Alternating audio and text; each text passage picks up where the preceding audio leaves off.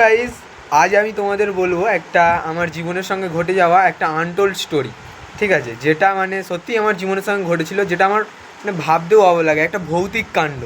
ঠিক আছে, তো ভালো করে শুনতে হবে। ঠিক আছে, ব্যাপারটা হয়েছিল কি, আমার একটা মানে আত্মীয় অসুস্থ মতন হয়ে গিয়েছিল। তো তাকে মানে দেখতে যাওয়ার কথা ছিল আমার।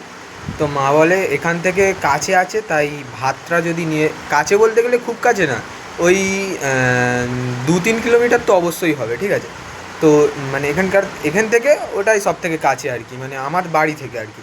ঠিক আছে, তো তাকে মানে ভাতটা দিয়ে আসার দায়িত্ব ছিল আমার। ঠিক আছে, আমি মানে যেতাম। তো গিয়ে মানে যেদিনে আমি ভাত দিতে গিয়েছিলাম, সেদিনে খুব রাত হয়ে গিয়েছিল। ঠিক আছে, এবারে রাত হয়ে গিয়েছিলো, রাত বলতে গেলে 9:30 পর্যন্ত বেজে গেছিলো। রান্না করতে একটু দেরি হয়ে গেছিলো স্বাভাবিকভাবেই। মানে মাকেও এমনি জাস্ট বলে দিয়েছে, মায়েরও খেয়াল ছিল না, তো দেরি হয়ে গেছে। আর 9:30 পর্যন্ত বেজে গেছে। আমি 9:30টার সময় তাড়াতাড়ি করে মানে এখান থেকে ভাতটা দিয়ে এসেছি, একদম মানে নিস্তব্ধ, আর সামনেই একটা শ্মশান মতন ছিল।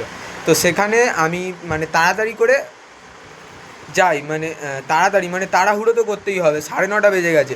পেশেন্ট একটা লোক, তো তাকে মানে খেতে দেওয়ার দায়িত্ব আমার, মানে একটা কর্তব্যবোধ তো থাকা উচিত, তাই না? তাই না, আমি তাড়াতাড়ি করে আর কি মানে সাইকেলটা নিয়ে জোরে আর কি সাইকেল চালিয়ে চলে গিয়েছি সেখানে।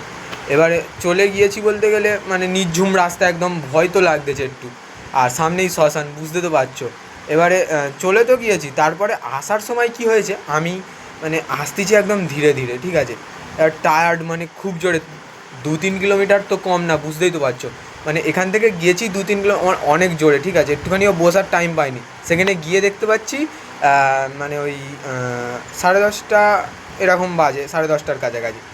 এবারে একটুখানি 5 মিনিট মতন বসে বার হয়েছি। এবারে বলি আস্তে আস্তে যাই, মানে খুব টায়ার্ড লাগছিল। তো আস্তে আস্তে যেতে যেতে কী হয়েছে না, মানে আমি যাচ্ছি সেই সময়ে মানে প্রথমে একটা বিড়াল রাস্তা কেটে দিল। ঠিক আছে, তারপরে মানে আমার একদম ভয় লাগছে, কেউ নেই কেউ নেই, মানে আমি একা শুধু। ঠিক আছে, তারপর যাচ্ছি আস্তে আস্তে, যেতে যেতে দেখতে পাচ্ছি মানে আর একটা বিড়াল চলে গেল সামনে দিয়ে।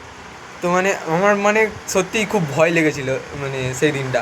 তো মানে সেদিন আমার কাছে ভোলার মতন না আর কি। তারপরে শ্মশানের কাছে এসেছি, দেখতে পাচ্ছি একটা সাদা কাপড় পরে একটা মানে কে একজন যেন বসে আছে, মানে ওই একটা মাচার ওপরে আর কি। তো সেখান দিয়ে মানে শ্মশানের কাছে আমি ফেরও দেখলুম একটা বিড়াল রাস্তা কেটে দিয়েছে। এবার তোমরা তো জানো বিড়াল রাস্তা কাটলে মানে কি হয়। ঠিক আছে, তো আমি ভয়ে ভয়ে যাচ্ছি, আমার সঙ্গে মানে কি হয় না কি হয়, এরকম একটা ভয়ে ভয়ে যাচ্ছি।